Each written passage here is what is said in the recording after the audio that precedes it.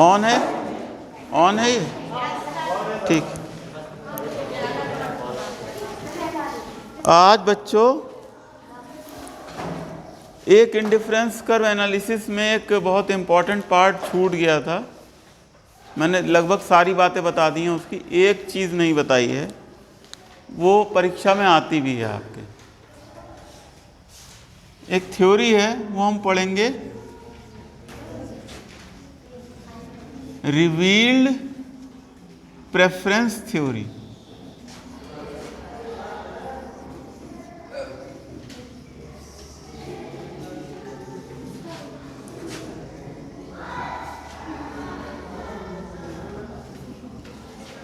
हिंदी में इसे कहा जाता है प्रकट अधिमान सिद्धांत।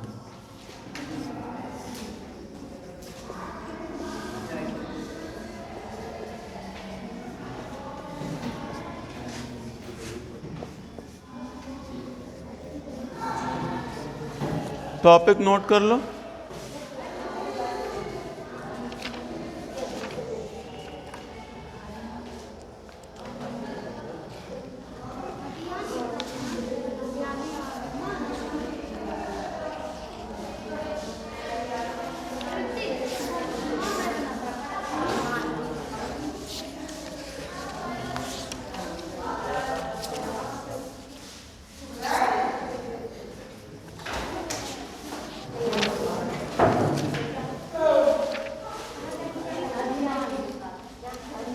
ये जो रिवील्ड प्रेफरेंस थ्योरी है, इसको थोड़ा सा अलग समझा जाता है, ठीक है। इस किताब में नहीं है शायद ये, चलो मैं ऐसे ही बता देता हूँ। हमने मांग के सिद्धांत के दो नियम पढ़े अभी तक, ठीक है। पहला नियम क्या था? मार्शलियन सिद्धांत, मार्शल का सिद्धांत मांग का, ठीक है। ये सिद्धांत कैसा सिद्धांत है? ये एक गणनावाचक सिद्धांत है, जो ये मान के चलता है कि उपयोगिता जो है उसको हम गणना कर सकते हैं किसी चीज़ से प्राप्त होने वाली, और उस गणना के आधार पे उसने जो है वो एक सिद्धांत दिया, डिमिनिशिंग मार्जिनल यूटिलिटी थ्योरी, यानी ह्रासमान सीमांत उत्पादकता का नियम, ठीक है। और एक और नियम आया सम सीमांत उपयोगिता नियम। तो और उससे जो है वो एक स्वाभाविक सी बात है, उन्होंने निकाल के दिया कि अगर हम ये मान लें कि वस्तुओं से हमें गिरती हुई उपयोगिता प्राप्त होती है, ठीक है, तो उससे हम मांग का नियम निकालेंगे। और मांग का नियम क्या आएगा? मांग का नियम ये आएगा कि जब किसी वस्तु का प्राइस गिरेगा, नीचे की ओर आएगा, तो उसकी मांग इधर की ओर बढ़ेगी, यानी मांग का नियम इस तरीके से होगा, ठीक है। ये मार्शल की थ्योरी थी। फिर इस थ्योरी में कुछ कमियां थी। ये उपयोगिता को ये मान के चलती थी कि हम ठीक ठीक नाप सकते हैं, जबकि वो एक साइकोलॉजिकल कॉन्सेप्ट है, नहीं नाप सकते, ठीक है। इस थ्योरी के आधार पर गिफन गुड्स की व्याख्या नहीं की जा सकती, और इस थ्योरी के आधार पर प्राइस इफेक्ट को भी जो है वो सब्स्टिट्यूशन इफेक्ट और इनकम इफेक्ट में नहीं तोड़ा जा सकता, ठीक है। तो इसकी दो तीन कमियां थी हैं। तो एक्चुअली ये सबसे एक प्रिमिटिव थ्योरी कहना चाहिए। प्रिमिटिव मतलब शुरुआती, ठीक है। इसके बाद एक दूसरी थ्योरी आई एलन हिक्स की, ठीक है। एलन हिक्स ने क्या कहा कि आप मांग की थ्योरम को ड्राइव कर सकते हैं। अगर आप ये मान लें कि ये जो है वो जैसे बजट रेखा है ए बी, और वस्तु सस्ती होती जा रही है, तो आपकी बजट रेखा इस तरीके से इधर की ओर खिसकती जाएगी, ठीक है। B1, B2, B3, और इससे आपको क्या है, ये मिल रहे हैं,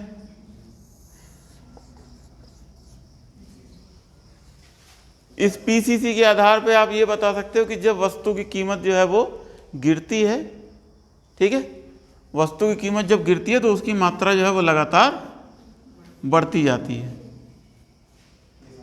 तो ये हिग्स का एक तरीका था, और इस हिग्स के तरीके में एक हमें लाभ ये भी था कि हम इसमें आय प्रभाव और सब्स्टिट्यूशन प्रभाव को अलग अलग करके देख सकते थे। जिन वस्तुओं में इनकम इफेक्ट पॉजिटिव होगा उसमें तो इस तरीके का इफेक्ट आएगा, और जिन वस्तुओं में इनकम इफेक्ट पॉजिटिव नहीं होगा तो उनकी पीसीसी जो है वो इस तरीके से पीछे की ओर घूम जाएगी, ठीक है। या अगर ये वस्तु जो है, मतलब अगर ये वस्तु इन्फीरियर है तो ऐसे घूम जाएगी, और अगर ये वस्तु इन्फीरियर है तो ये इस तरीके से घूम जाएगी, ठीक है। तो ये बताता है कि हमें क्या चीज़ जो है वो इन्फीरियर है। तो इस तरीके से हम इन्फीरियर गुड्स की पहचान कर सकते थे, गिफन गुड्स की पहचान कर सकते थे इसकी थ्योरी में, हिग्स की थ्योरी में। लेकिन हिग्स की थ्योरी में एक कमी थी, ठीक है। वो कमी क्या थी? हिग्स की थ्योरी में एक बहुत बड़ी कमी ये है कि जैसे उन्होंने ये कहा कि आप वस्तु की उपयोगिता को तो नहीं नाप सकते, लेकिन आप उसे क्रम दे सकते हैं, ठीक। ये क्या कहलाता था? दृष्टिकोण क्रमवाचक। इस दृष्टिकोण को कहा गया क्रमवाचक दृष्टिकोण। इस क्रमवाचक दृष्टिकोण पे हिग्स का जो है वो मतलब पूरा एनालिसिस आधारित है। अब उसमें वो क्या करता है, एक वस्तु के बजाय दो वस्तुओं के कॉम्बिनेशन लेके चलता है, ठीक है। और वो ये बताता है कि दो वस्तुओं के ऐसे कॉम्बिनेशन जो हमें एक बराबर उपयोगिता देते हैं, ये सारे के सारे कॉम्बिनेशन जो है वो हमको एक बराबर उपयोगिता देते हैं, ये एक तटस्थता वक्र के ऊपर आधारित हैं।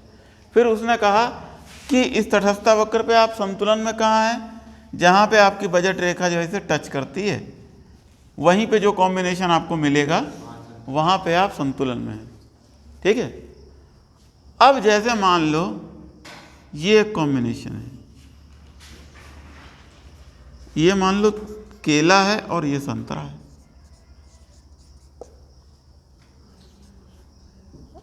ये है 4 केले और 3 संतरे, ठीक है। एक दूसरा कॉम्बिनेशन है 3 केले और 5 संतरे, ठीक। अब बैलेंस यहां पे आ रहा है, यानी कि 3.5 केले और 4.5 संतरे मान लो, ठीक है। अब ये जो है ये एक तरीके से अविभाज्य मात्रा है। केलों को आप मार्केट से आधा तोड़ के तो लोगे नहीं, ठीक है ना। केले लोगे तो या तो 4 लोगे या 3 लोगे, तो एक्चुअल कॉम्बिनेशन आपको या तो ये उपलब्ध है या ये उपलब्ध है। हो सकता है ये कॉम्बिनेशन उपलब्ध हो ही ना जो आपके तटस्थता वक्र पे है, ठीक है। तो ये वस्तुओं की अविभाज्यता के ऊपर मतलब इसका ध्यान नहीं था, और इन्होंने एक कंटिन्यूटी की बात की कि हमारा जो तटस्थता वक्र के ऊपर है उसके ऊपर सारे के सारे कॉम्बिनेशन अवेलेबल हैं, जबकि वास्तव में ऐसा नहीं होता, ठीक है। जब हम मार्केट में खरीदारी कर रहे होते हैं तो हमें वस्तुओं के सारे कॉम्बिनेशन अवेलेबल नहीं होते हैं, हमें वही कॉम्बिनेशन अवेलेबल होते हैं जो विभाज्य होते हैं, डिस्क्रीट कॉम्बिनेशंस होते हैं, कंटिन्यूस नहीं होते वो। तो एक चीज तो ये थी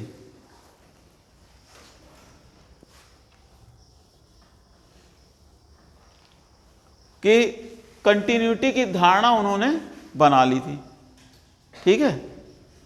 और एक चीज और थी, वो उसको बोलते थे हिग्स की वीक ऑर्डरिंग, ठीक है। ये वीक ऑर्डरिंग पे आधारित थी। अब यहां पे आपको ये समझना जरूरी है वीक ऑर्डरिंग क्या है। वीक ऑर्डरिंग क्या थी कि जैसे मान लीजिए दो वस्तुएं ए और बी, ठीक, ये आपकी बजट रेखा है, बी डैश ए डैश। अब क्या है, हिग्स ये कहते थे कि ये जितने कॉम्बिनेशन अंदर हैं इसके, वो कैसे कॉम्बिनेशन है, जिन्हें उपभोक्ता प्राप्त कर सकता है लेकिन जिन पे अपना पूरा बजट खर्चा नहीं कर रहा, ठीक है। और वास्तव में वो ये कॉम्बिनेशंस ऐसे हैं जो इस लाइन के ऊपर हैं, जिनको वो अपने पूरे बजट को खर्च करके प्राप्त कर सकता है, ठीक है। और इनके ऊपर जो है वो पूरा बजट खर्चा नहीं होता उसका। हिग्स का कहने का मतलब ये था कि अगर आप इस तटस्थ वक्र पे हैं, इस पे जो भी कॉम्बिनेशन दिखाई दे रहे हैं, ये सब के सब कॉम्बिनेशन कैसे हैं, ये वीक ऑर्डरिंग है, मतलब ये वो सबको एक बराबर पसंद कर रहा, ठीक। इसी तरीके से उसने कहा कि इस बजट रेखा के ऊपर जितने बिंदु हैं उसके लिए वो सब एक समान है, ठीक है। यानी यहां पे उसकी ऑर्डरिंग कैसी है, वीक है, वो किसी भी उससे संतुष्ट हो जाएगा। और वो किससे संतुष्ट होगा वास्तव में, ये इस पर डिपेंड करेगा कि कौन सा ऊंचे से ऊंचा तटस्थ वक्र इसको किस बिंदु के ऊपर टच करता है, ठीक। तो वास्तव में वो इससे संतुष्ट होगा। लेकिन उसकी जो धारणा थी, वो धारणा ये थी कि वो वीक ऑर्डरिंग पे आधारित थी, कि उपभोक्ता के लिए ये बिंदु जो अंदर के हैं, ये तो एक इंफीरियर जोन में आते हैं, इसको वो पसंद नहीं करेगा। लेकिन इसके ऊपर जितने बिंदु हैं वो सब के सब उसके लिए समान रूप से पसंद करे जाने योग्य हैं, ठीक है। इसको कहा उन्होंने कि ये वीक ऑर्डरिंग है। एक दूसरे इकोनॉमिस्ट हुए, इन्हें नोबेल पुरस्कार भी मिला आगे जाकर के, नाम भी हो सकता है कुछ बच्चों ने सुना हो, और हो सकता है किसी बच्चे के पास किताब भी हो उसकी, ठीक है। क्या नाम है,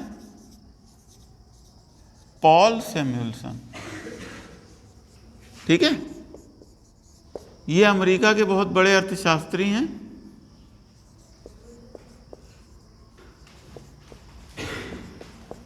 और इन्होंने एक किताब लिखी, इकोनॉमिक्स,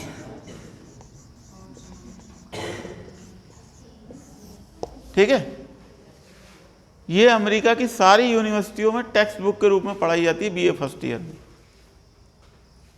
ठीक है। ये किताब जो है वो टेक्स्ट बुक है, बहुत अच्छी किताब है। हालांकि मेरे पास पड़ी हुई है, लेकिन मैं तो बहुत दिन से देख भी नहीं पाया इसे। तो कहने का मतलब है, बड़े अर्थशास्त्री हैं, इन्होंने एक दूसरी एक थ्योरी दी। हिग्स की जो थ्योरी थी उसकी एक कमी और थी, ठीक है। एक कमी और थी उसमें कि वो भी इंट्रोस्पेक्टिव मेथड पर आधारित थी। इंट्रोस्पेक्टिव मेथड क्या होता है?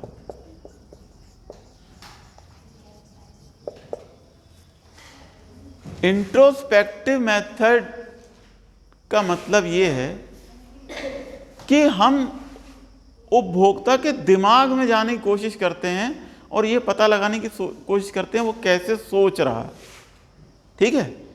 अगर उसको दो वस्तुएं मिलें, अगर उसके उपयोगिता ये हो, ठीक है, अगर उनसे एक इंडिफरेंस कर्व का निर्माण किया जा सके, अगर बजट रेखा जो है वो इस तरीके से शिफ्ट हो जाए, ठीक है, तो वो इस हिसाब से करेगा। हम एक लॉजिक लगाते हैं।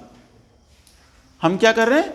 हम एक लॉजिक लगा रहे हैं कि अगर ये कंडीशन हो, फिर ये कंडीशन हो, फिर ये कंडीशन हो, तो हमारे मत के हिसाब से अगर उपभोक्ता में दिमाग है तो उसे ये निर्णय लेना चाहिए। तो ये क्या मेथड है? इंट्रोस्पेक्टिव। हम उपभोक्ता के दिमाग में घुसने की कोशिश कर रहे हैं। मार्शल का मेथड कैसा था? वो भी इंट्रोस्पेक्टिव मेथड था। जब वो कहते थे उपभोक्ता को मापा जा सकता है, वो एक साइकोलॉजिकल मेथड था, ठीक है। लेकिन ये दोनों मेथड ऐसे हैं जो एक लॉजिक के आधार पे कल्पना करते हैं कि अगर एक विवेकशील उपभोक्ता हो या मैं एक विवेकशील उपभोक्ता हूं, मेरे को ये चॉइस उपलब्ध है, तो मैं ऐसा करूंगा, अगर मैं ऐसा करूंगा तो बाकी सब भी ऐसा ही करेंगे, ठीक है। जो सैमुअल्सन थे उन्होंने एक नई अप्रोच ला करके दी, ठीक है।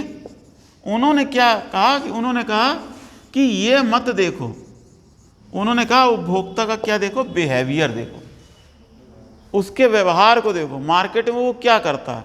अपने अपने मन से गणित मत लगाओ कि ऐसा होगा तो ऐसा करेगा, ये सोचो कि जब वो मार्केट में जाता है तो वो क्या करता है, ठीक है।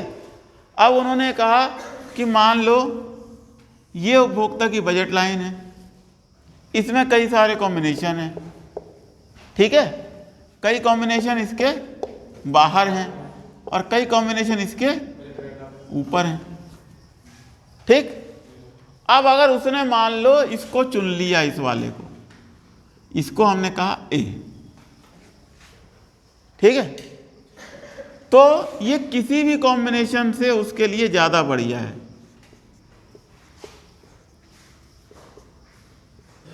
जैसे मान लो डिफरेंट कॉम्बिनेशन है, A B C D E F G H I J K, है ना, तो वो इसके ऊपर जितने कॉम्बिनेशन है उनको चुन सकता है क्योंकि इसकी बजट लाइन में है। इसके अंदर के जो कॉम्बिनेशन है वो बजट लाइन के अंदर हैं, इनको भी चुन सकता है लेकिन चुनेगा नहीं, ठीक है। वो अपना पूरा बजट खर्च करना चाहता है और वो इसको चुनता है, ठीक है।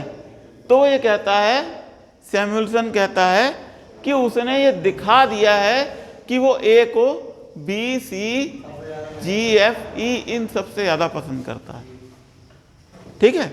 उसने ये शो कर दिया है, he has revealed his preferences, उसने अपना प्रेफरेंस जो है वो रिवील कर दिया, रिवील मतलब शो कर दिया, ठीक है।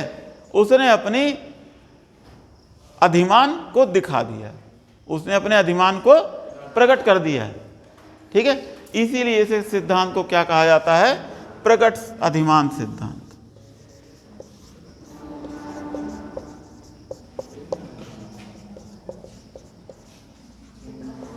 ठीक है।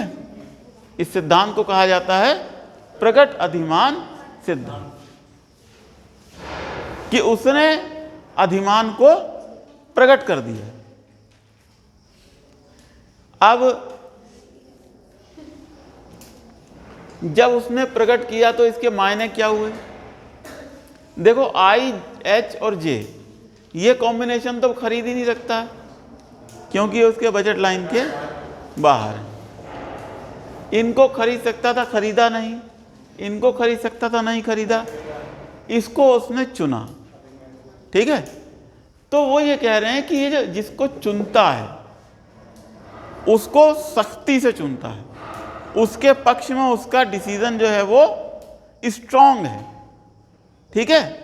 उसने ए को जो है वो ना केवल जी एफ और ई की तुलना में चुना है बल्कि उसने बी और सी की तुलना में भी चुना है। इसको कहा जाता है स्ट्रांग ऑर्डरिंग, ठीक है। उसकी ऑर्डरिंग कैसी है, स्ट्रांग है। उसने जो है वो स्ट्रांग ऑर्डरिंग के चलते जो है इस ए का चुनाव किया, ठीक। ये है स्ट्रांग ऑर्डरिंग।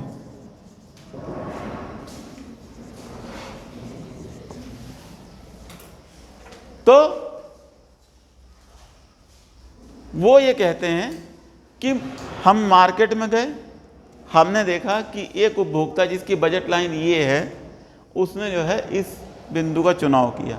ये तो हम देख ही सकते हैं कि भाई एक आदमी जो है वो घर से 10,000 रुपया लेकर निकलता है, मुझे टीवी खरीदना है, ठीक है, और वो जा करके कोई एक मॉडल खरीद लाता है, जैसे सैमसंग का कोई एक 21 इंच का टीवी खरीद लाता 10 इंच 10,000 रुपये में। तो ये तो प्रकट है कि उसने सैमसंग को जो है ओनिडा से ही बेहतर समझा, एलजी से ही बेहतर समझा, ठीक है। और कम कीमत वाले जो और कोई छोटे मोटे ब्रांड थे जैसे ऑस्कर वॉस्कर, उससे भी उसने बेहतर समझा। ठीक, और इससे ऊपर का ब्रांड तो उसके बजट में ही था, उसने खरीदा नहीं। इसको हम चेक कर सकते हैं।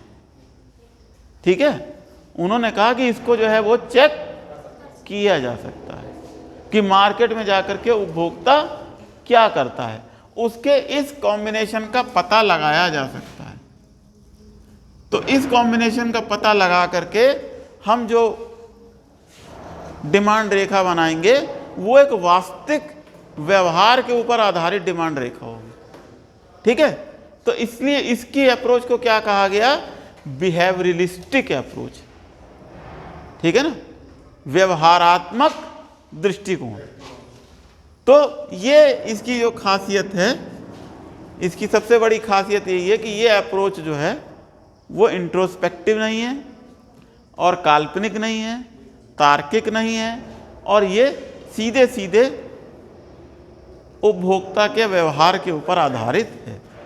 ठीक है, अब जो अगली चीज है वो हमें ये देखनी है कि क्या प्रकट अधिमान सिद्धांत के आधार पे हम ये पता लगा सकते हैं कि उपभोक्ता की मांग क्या होगी।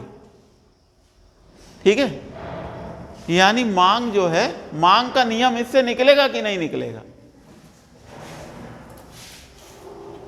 इस चीज को जो है उन्होंने पता लगाने का प्रयास किया। तो इसमें उन्होंने एक एजम्पशन ली। ठीक है, सैमुअल्सन की दूसरी एजम्पशन है, वो आप देख सकते हो किताब में, लेकिन एक जो सबसे इंपॉर्टेंट एजम्पशन ली, ठीक है, वो क्या ली कि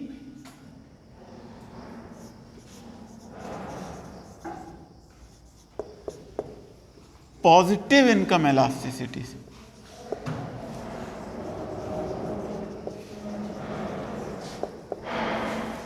ठीक है, पॉजिटिव इनकम इलास्टिसिटी से क्या मतलब है? इनके कहने का मतलब था वे वस्तुएं जिनकी मांग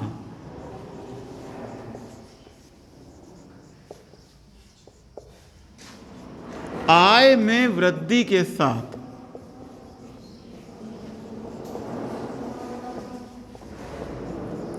बढ़ती है,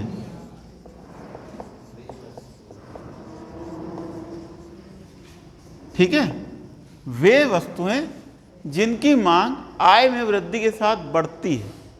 ठीक,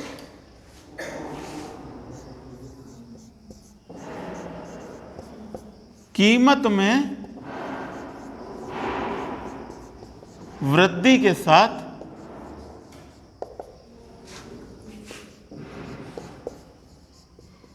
अनिवार्य रूप में घटेंगी।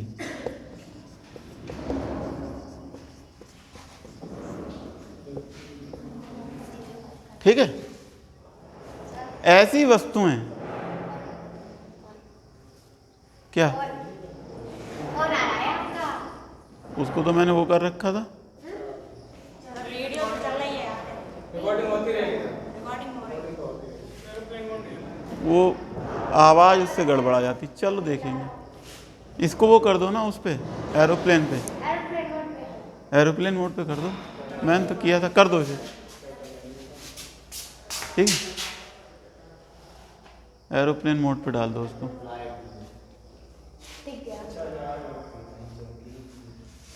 ठीक है, तो ये नोट कर लो, ये बड़ा इंपॉर्टेंट स्टेटमेंट है। वे वस्तुएं जिनकी मांग आय में वृद्धि के साथ बढ़ती है। ठीक है, आपकी इनकम में वृद्धि होती है, आप उन चीज़ों का कंजम्पशन बढ़ा देते हो, इनकम में कमी होती है, आप उस चीज़ का कंजम्पशन कम कर देते हो। यानी हम नॉर्मल गुड्स की बात कर रहे हैं, हम गिवन गुड और इन्फीरियर गुड्स की बात नहीं करते हैं। ठीक है, यही इसकी थ्योरी की कमी भी है। जो सैमुअल्सन की थ्योरी है, इसकी एक कमी भी है कि ये गिवन गुड्स के केस को एक्सप्लेन नहीं कर पाता, लेकिन नॉर्मल गुड्स के केस को ये एक्सप्लेन कर देते हैं। नॉर्मल गुड्स वो हैं जिनमें अगर आपकी आय बढ़ती है तो आपकी उसमें बढ़ोतरी होती है, अब क्या हुआ, कीमत में वृद्धि के साथ घटेंगे, ठीक है। या इसको ने दूसरा कहा, वे वस्तुएं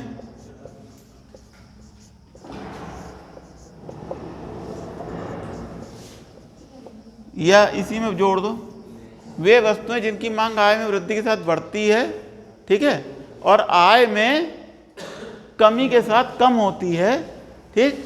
कीमत में अगर उनके कमी आ जाती है तो उनकी मांग अनिवार्य रूप से बढ़ेगी, ठीक है। ये उन्होंने दिया, ये उन्होंने एक एजम्पशन मान ली। एजम्पशन क्या है कि ये सिर्फ नॉर्मल गुड्स के ऊपर लागू है। इनकी मेन एजम्पशन क्या है, ये नॉर्मल गुड्स के ऊपर ही लागू होती है, ठीक है। जिनका इनकम इफेक्ट पॉजिटिव है उनके ऊपर, जिनका इनकम इफेक्ट निगेटिव है उनके ऊपर ये चीज लागू नहीं होगी। अब इसको उन्होंने सिद्ध कैसे किया, लिख लिया। इस चीज को उन्होंने सिद्ध कैसे किया,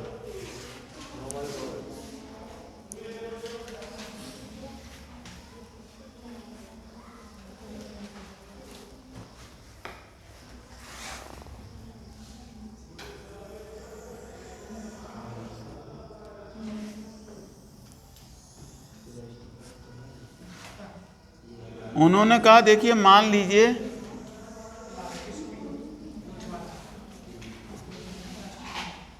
ये आपकी बजट रेखा है, ठीक है। ये x और ये y, दो वस्तु का कॉम्बिनेशन लिया जाता है। आप मान लीजिए इस बिंदु के ऊपर संतुलन में हैं, ठीक। आप इस कॉम्बिनेशन को खरीद रहे हैं। वो ये कहते हैं कि हमें कुछ जानने की जरूरत नहीं, बस हमें ये जानने की जरूरत है वो कौन सा कॉम्बिनेशन खरीद रहा। मान लिया वो ये कॉम्बिनेशन खरीद रहा, ठीक है। अब इसके अंदर के जितने कॉम्बिनेशन हैं वो उसके लिए कैसे हैं, इंफीरियर, ठीक है। यानी ये जो एरिया है, इस एरिया के अंदर जो कॉम्बिनेशन है उनको वो इसकी तुलना में नहीं ले रहा, ठीक। अब वो ये कहता है कि मान लो कि बी वस्तु की कीमत जो है कम हो जाए, बढ़ जाए, मान लो चलो बढ़ जाए। अब अगर बढ़ गई, ठीक, जब बढ़ गई तो इसका बजट रेखा यहां खिसक जाएगी,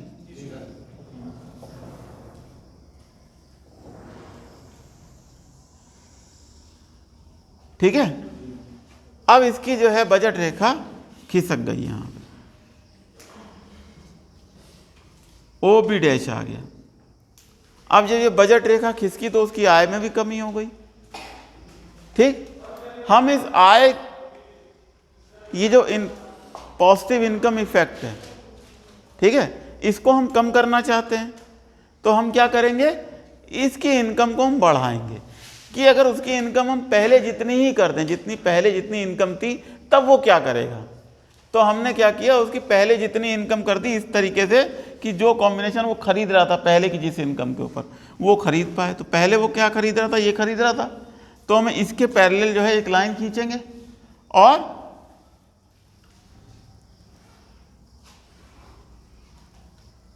ये एक पैरेलल हमने एक लाइन खींच दी, ठीक है।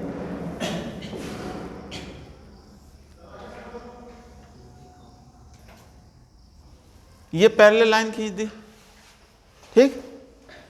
अब हम ये जानना चाहते हैं कि वो कहां पे खरीदारी करेगा। अब आप ध्यान दीजिए, x की कीमत गिर चुकी है, ठीक है। बजट लाइन आपकी इधर से इधर की ओर शिफ्ट हुई है और आपने इनकम को इधर से इधर की तरफ शिफ्ट किया है। पहले वो क्या खरीद रहा था, कॉम्बिनेशन मान लो R, ठीक। पहले वो कॉम्बिनेशन R खरीद रहा था। अच्छा अब बताओ, क्या वो यहां पे ये कॉम्बिनेशन या ये कॉम्बिनेशन खरीद सकता है?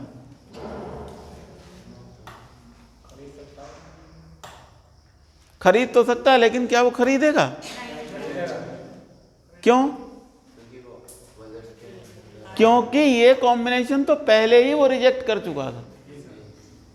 ये तो इसके अंदर है ना, इस जो आपकी शुरुआती बजट रेखा तो यही है, ये सब इस बजट रेखा के अंदर है, ठीक है। तो इसको तो वो ऑलरेडी रिजेक्ट कर चुका है, तो वो या तो ये खरीदेगा या इसके ऊपर कहीं जो पहले नहीं खरीद पा रहा था, मान लिया उसने ये कॉम्बिनेशन खरीद लिया, ठीक है। तो जब वो यहां पे कॉम्बिनेशन खरीद रहा था तो उसका कॉम्बिनेशन क्या था, OX1 of X, OY1 of Y। अब वो इधर तो जा नहीं सकता, इस तरफ को, वो किधर को जाएगा, ऊपर की ओर, ठीक है। तर्क समझने की कोशिश करना, वो इन कॉम्बिनेशन को नहीं खरीद सकता क्योंकि इनको तो पहले ही रिजेक्ट कर चुका है। वो इस लाइन पे खरीद सकता है लेकिन खरीदेगा नहीं क्योंकि बजट पूरा नहीं होगा उसका। वो इस बजट रेखा के ऊपर कोई कॉम्बिनेशन खरीदेगा, मान लिया हमने ये कॉम्बिनेशन खरीदेगा। तो जब ये कॉम्बिनेशन खरीदेगा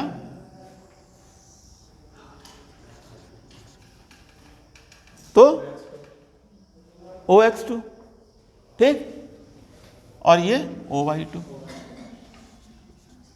अब मान लिया हमने ये OX1 खरीदता था तो इसका प्राइस कितना था, P1, ठीक है। और जब ये प्राइस इसका क्या हुआ, बढ़ा, ठीक है, बढ़ के कितना हो गया, P2, प्राइस P2 हो गया, तो ये कितनी मात्रा खरीद रहा है, OX2। तो अगर हम इसको यहां पे लें, प्लॉट करें, यानी पहले P1 था, ठीक, और ये X1 मात्रा थी, फिर क्या हुआ, ये आ गया कॉम्बिनेशन, फिर प्राइस बढ़ गया, P2 हो गया, और मात्रा कितनी हो गई, X2 मात्रा हो गई।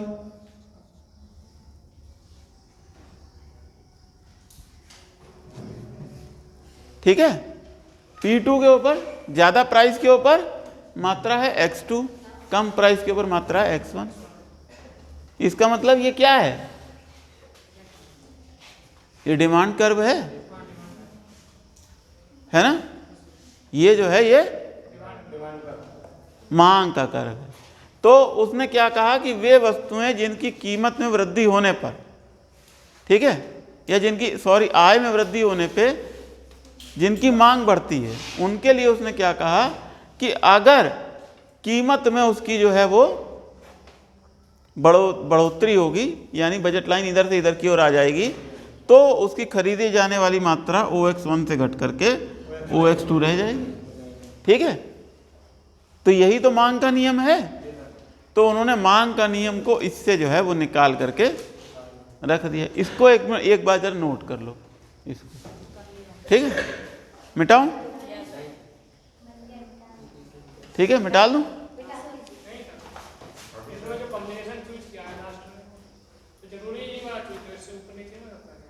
वो यहां भी चूज कर सकता है, यहां भी चूज कर सकता है, यहां पे भी बना रह सकता है। हाँ, इस रेंज में चुनेगा, रेंज उसकी ये है। अब उसके लिए रेंज आ गई है, ठीक है ना, उसकी रेंज ये है। इस रेंज में वो कोई भी बिंदु चुन सकता है, लेकिन जिस भी बिंदु पे जाएगा X की मात्रा जो है वो पहले से कम होगी। तो उसके कहने का मतलब यही था कि अगर वस्तु की कीमत को आप बढ़ाओगे तो उसकी मांग जो है कमी निश्चित रूप से आएगी। तो उन्होंने इससे जो है वो मांग के वक्र को ड्राइव किया। हाँ, बना लो,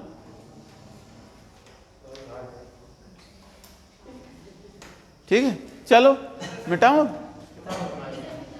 किताब से बना लेना, किताब से बना, ठीक, क्योंकि बिंदुओं के नाम वाम मैंने कुछ नहीं भी रखे होंगे, वो किताब में ज्यादा स्पष्ट होंगे, ठीक। अब एक दूसरी स्थिति कि मान लो कि कीमत घट जाए तब क्या होगा, ठीक है। अगर वस्तु की कीमत घट जाती तब क्या होगा। मान लीजिए ये आपका x वस्तु है और ये आपकी y वस्तु है, ये आपकी मान लीजिए बजट रेखा है ए बी, ठीक। अब क्या होता है, इसकी x वस्तु की कीमत गिर जाती है। जब गिर जाती है तो बजट रेखा कहाँ जाएगी, तुम बताओ, तुम बताओ। अब इसकी बजट रेखा, तुम खड़ी हो जाओ, क्या नाम है तुम्हारा, हाँ, इसकी बजट रेखा अब कहाँ जाएगी, ऊपर की ओर, मतलब कहाँ पे, आओ बताओ जरा।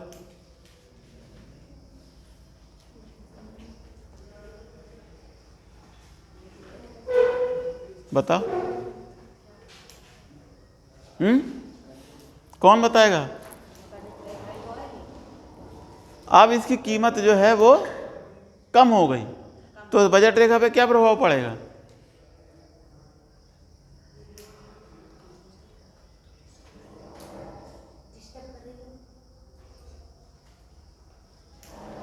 बस यही सीखा, घर पे जाके नहीं पढ़ रहे हो बिल्कुल। एक पूरा तुम लोगों को टॉपिक इसी बात का दिया कि बजट रेखा पे क्या प्रभाव पड़ेगा। ये बजट लाइन इधर की ओर शिफ्ट होगी, जब वो पहले इतनी मात्रा खरीदा था अब ये सस्ती हो गई तो वो ज़्यादा मात्रा नहीं खरीद लेगा, तो ये पॉइंट यहाँ नहीं आ जाएगा। और वाई वस्तु की कीमत पे कोई प्रभाव नहीं है तो वाई वस्तु वहीं की वहीं रहेगी। तो इन बिंदुओं को मिलाओगे तो बजट रेखा कहाँ जाएगी, बाहर की ओर, ठीक है।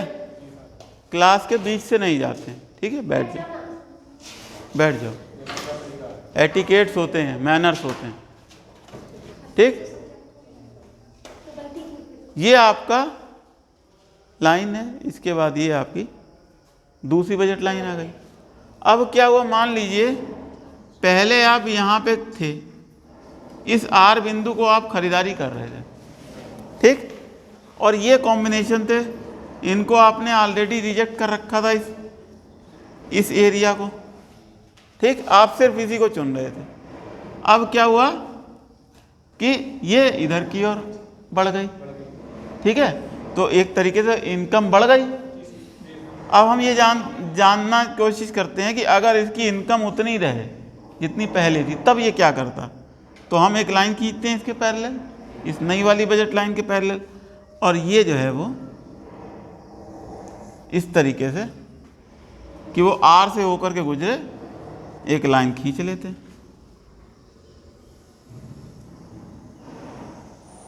ठीक है। अब ये बताओ कि वो कहाँ खरीदारी करेगा। इस नई बजट रेखा पे वो कुछ बिंदुओं को खरीद सकता है, ये खरीद सकता है, ये खरीद सकता है, ये खरीद सकता है, ये खरीद सकता है, ये खरीद सकता है, ठीक। तो वो इधर करेगा या इधर करेगा, इस साइड पे, ठीक। मान लीजिए ई कॉम्बिनेशन है और ये डी कॉम्बिनेशन है, एफ जी एच आई जे। तो ऐसा नहीं लग रहा कि ये तो पहले से ही डी कॉम्बिनेशन यहाँ पे था, तो इसको तो पहले से ही रिजेक्ट किया हुआ है उसने। कर तो सकता है, बजट के अब अंदर आ गया ना, या पैसा तो उसका खर्चा होगा नहीं, नई बजट रेखा पे उसका पैसा खर्च होगा, ठीक है। लेकिन वो इसको इसलिए नहीं करेगा क्योंकि आर को उसने पहले डी के ऊपर तरजीह दी थी। अगर इन दोनों में से चुनाव करने की जरूरत पड़ेगी तो आर को चुनेगा, क्योंकि पहले उसने आर को चुन रखा था। तो वो इसको नहीं खरीदेगा, इसको नहीं खरीदेगा, वो या तो इस आर को खरीदेगा या इस बजट रेखा पे इधर की ओर जो बिंदु हैं जो पहले उसकी बजट रेखा के बाहर थे, ये सब पहले उसकी बजट रेखा के बाहर थे ना इसके, तो ये बजट रेखा के बाहर के बिंदु थे, ये नए बिंदु हैं, इस पे वो किसी बिंदु पे खरीदारी करेगा। मान लीजिए वो इस बिंदु के ऊपर खरीदारी करता है, ठीक। तो पहले अगर वो OX1 मात्रा खरीद रहा था तो अब वो कितनी मात्रा खरीद रहा होगा, OX2, प्राइस जो है वो गिर गया है, ठीक है ना। पहले प्राइस था P1 और अब प्राइस कितना है P2। तो पहले प्राइस P1 था, ठीक, और मात्रा थी X1। अब क्या है, प्राइस गिर गया है P2 और मात्रा बढ़ गई है X2, ठीक है। तो क्या ये डिमांड का नियम नहीं है? लॉ ऑफ डिमांड क्या कहता है कि अगर किसी वस्तु की कीमत गिरती है तो उसकी खरीदी जाने वाली मात्रा में वृद्धि होती है, ठीक है। तो ये चीज उन्होंने बता दी। तो सैमुअल्सन जो है वो अपने नियम से मांग वक्र को, मांग प्रमेय को, ठीक है, इसको जो है वो व्युत्पादित करने में सफल रहे। उन्होंने सफलतापूर्वक ये दिखा दिया कि अगर हम इस अप्रोच को यूज़ करते हैं तब भी हम मांग के नियम को बता सकते हैं। तो मांग के नियम को बताने के 3 तरीके हो गए, मार्शल का तरीका, हिग्स का तरीका और तीसरा इनका तरीका। तो इन्होंने अपने सिद्धांत को कहा मांग के नियम का तीसरा तार्किक मूल, ठीक है, क्या, third logical root of demand theory, ठीक है ना। मांग के नियम का तीसरा तार्किक मूल, इस थ्योरी को कभी कभी इस नाम से ही बुलाया जाता है।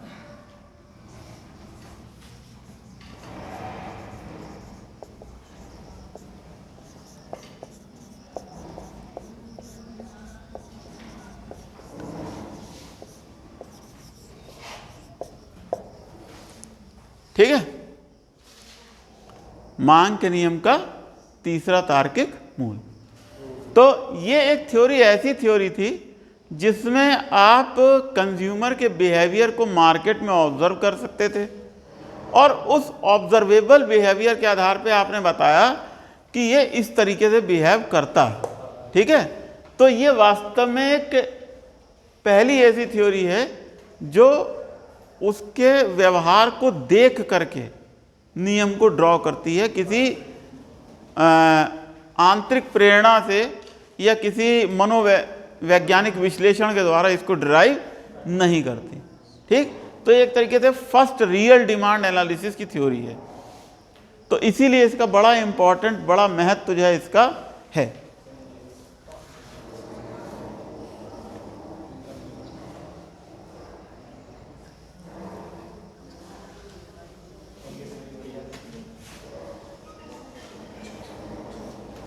देखो टाइम कितना हो गया बेटा, जरा इसमें देखो टाइम कितना, 43 मिनट हो गया। अब देखो बेटा इसमें एक चीज और है कि क्या हम